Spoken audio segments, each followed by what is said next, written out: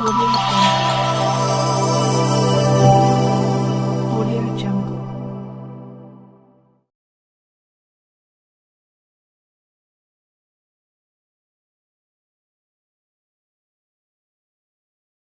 ગુજરાત એટીએસે અમદાવાદ એરપોર્ટ પરથી શ્રીલંકન મૂળના 4 આતંકીઓની ધરપકડ કરી છે.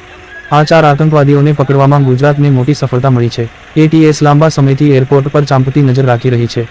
કેન્દ્રીય એજન્સીઓ પાસેથી મળેલા ઇનપુટના આધારે એટીએસ એલર્ટ મોડમાં હતી. આ આતંકીઓ થોડા દિવસોથી ગુજરાતમાં હતા. આ દરમિયાન તેમને કોણે મદદ કરી તે અંગે તપાસ ચાલી રહી છે.